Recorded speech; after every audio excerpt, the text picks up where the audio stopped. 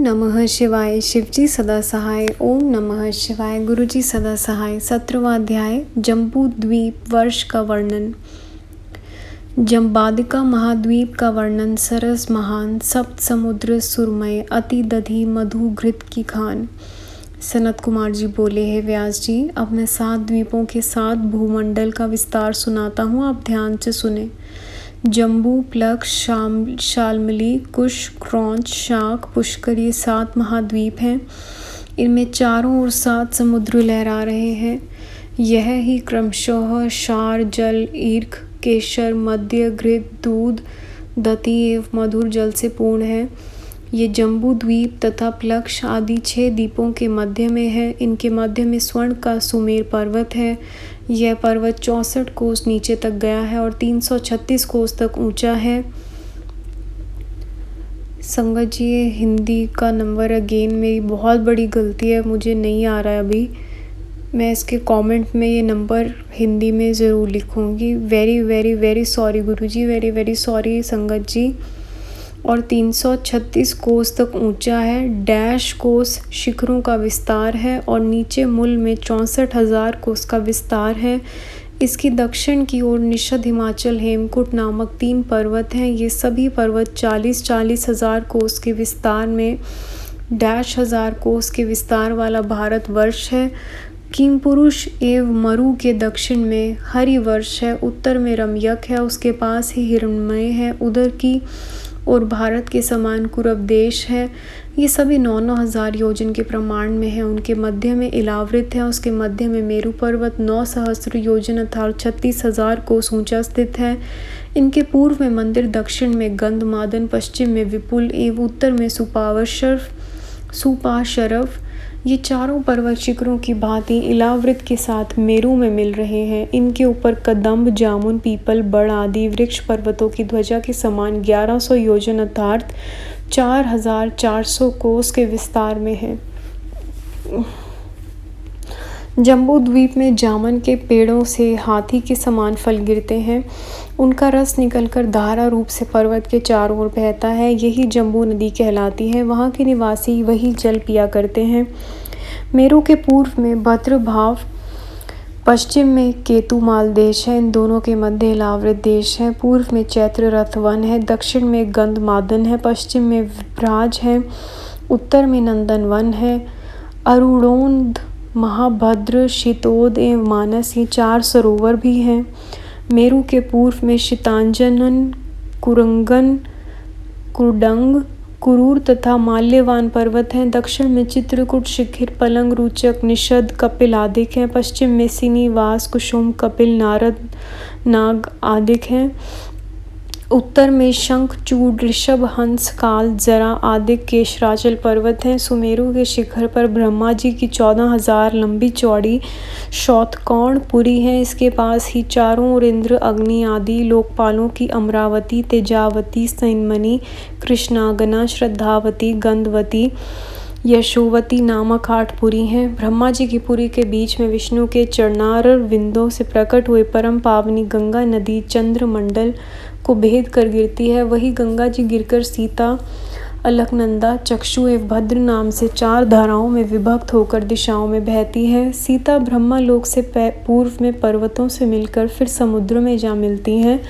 अलकनंदा दक्षिण से समुद्र में मिलती हैं, चक्षु पश्चिम से तथा भद्र उत्तर की ओर पर्वतों से होती हुई महासागर में जाकर गिरती हैं। सुनील, निषद, माल्यवान, गंधमादन, ये 4 पर्वत सुमेरु के चारों तरफ कलियों की भांति खड़े हैं। एवलोक पदम, भारत, केतुमाल, भद्राशच, कुरव, मर्यादा लोक पर्वत पत्तों की भांति खड़े हैं। दक्षिण एवं उत्तर के विस्तार में देवकूट पर्वत मध्य तथा पूर्व पश्चिम की तरफ गंधमादन, कैलाश कली की भांति स्थित हैं। यहाँ पर केवल धर्मात्मा पुरुष ही जाकर रहते हैं, पापी नहीं जा सकते। किम पुरुष आदि 8 देशों में निवास करने वाले सभी पुरुषों को रोग, शोक, व्याकुलता, भीख आदि कुछ भी व्याकुल नहीं कर सकते। वे लोग निरोगी, निशक होकर सभी कष्टों से मुक्त सतयुग त्रेता की भांति 12,000 वर्ष की आयु वाले होते हैं। 18वां अध्याय 7 द्वीपों का वर्णन। जम्बू, मप्लक्ष, अरु, शाल्मली, पुष्कर, क्रौंच, अरुशाक, हिमग्रह आदि सुफल अति नहीं सम इन नाक। जम्बू द्वीप यह भारतवर्ष है। हिमालय के दक्षिण की ओर समुद्र से उत्तर की तरफ 9000 योजन के प्रमाण का है। इसे कर्म भूमि कहते हैं। यहाँ बुरे भले अपने कर्मों के अनुसार मनुष्य नरक अथवा स्वर्ग फल पाते हैं। इस भारतवर्ष के 9 खंड हैं। इंद्रद्युमन, कसेरु, ताम्रवर्ण, गमीस्तिनमान, नागद्वीप, सौम्य, गंधर्व, वारुण यह 8 खंड हैं। इनके अलावा सागर से निकले हुए हजारों योजन तथा दक्षिण से उत्तर की तरफ विस्तार वाला 9वां भारत खंड है। इसी के पूर्व की तरफ किरात, दक्षिण में यवन एवं उत्तर में ऋषि मुनियों का निवास है। इसके मध्य में ब्राह्मण, क्षत्रिय, वैश्य, शूद्र वर्ण के लोग रहते हैं जो युद्ध में कुशल, व्यापार, सेवा आदि में चतुर हैं। यही मलय, महेंद्र, सहा, सुदामा, ऋण, विंध्याचल, पारियात्र नाम से 7 पर्वत हैं। इनमें से पारियात्र में से वेद, स्मृति, पुराण आदि सद्ग्रंथ प्रकट हुए हैं जिनसे सभी पापों का नाश होता है। विंध्याचल से सुगंधा, नर्मदा आदि 7 नदियाँ निकलकर सभी पापों का नाश करती हैं। इनके अलावा और भी बड़ी बड़ी नदियाँ प्रवाहित होती रहती हैं। वृक्ष पर्वत से सर्व पापों की नाशक गोदावरी, भीमरती, ताप्ती आदि नदियाँ बहती हैं। सहा पर्वत से कृष्णा, वेदी आदि नदियाँ एवं मलयाचल में कृतमाला, ताम्रपर्णा आदि, महेंद्र पर्वत से त्रिमाया, ऋषिकुल्य, कुमारी आदि नदियाँ निकलती हैं। इनके तटों पर बहुत से नगर ग्राम हैं। वहाँ के निवासी नदियों तथा तालाबों का जल पिया करते हैं। प्लक्ष द्वीप यह द्वीप क्षीर समुद्र में घिरा हुआ 100,000 योजन के विस्तार में है। इस द्वीप में गोमांत, चंद्र, नारद, दुर्दुर, सोनक, सुमन, वैभराज नामक पर्वत हैं। अनुतप्ता, शिखी, पापघनी, त्रिदिवा, कृपा, अमृता, सुक्रमा नामक 7 नदियां हैं। इनके अलावा और भी अनेकों नदियां हैं। यहाँ के मनोहर पर्वतों के मध्य में चारों ओर देवता, गंधर्व एवं अन्य भी ब्राह्मण, क्षत्रिय, वैश्य आदि जातियाँ निवास करती हैं। यह देश सदा त्रेता युग के समान प्रभाव रखता है। यहाँ की प्रजा उपरोक्त नदियों का जल पीती हैं। इसी द्वीप में सब लोगों के हित के लिए सदाशिव का ब्रह्मा, विष्णु आदि देवता वेद मंत्रों द्वारा पूजन करते हैं। शाल्मली द्वीप यह द्वीप लक्ष्य से दुगना माना गया है। इससे मदिरा का सागर लपेटे हुए है। इसके मध्य में सेमल का बड़ा सा वृक्ष है।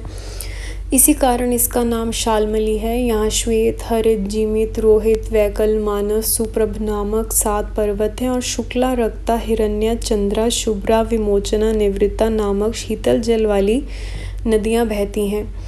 कुछ द्वीप मदिरा सागर से बाहर इससे दुगना घृत समुद्र से घिरा हुआ कशु समूह से संयुक्त यह द्वीप है।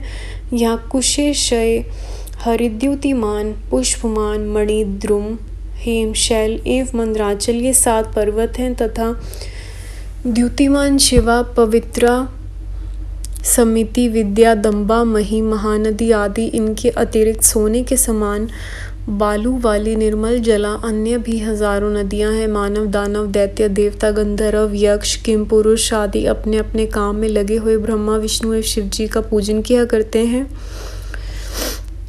क्रौंच द्वीप कृतोद समुद्र से बाहर इससे भी दुगुना विस्तार युक्त धती समुद्र से घिरा हुआ ही यह द्वीप है। यहाँ पर क्रौंच, वामन, अंशकारक, देवावृत्ति, मन, पुंडरिक, दुंदुभि नामक पर्वत हैं।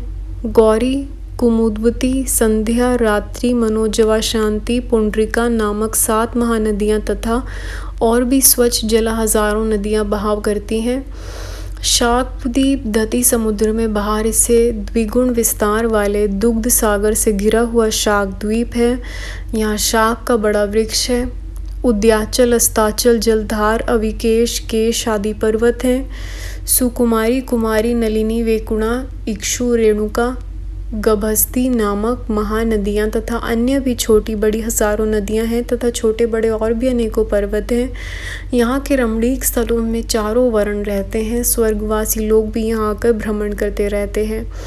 पुष्कर द्वीप क्षीर सागर से बाहर इससे दुगने प्रमाण के मधुर जल वाले सागर से यह घिरा रहता है।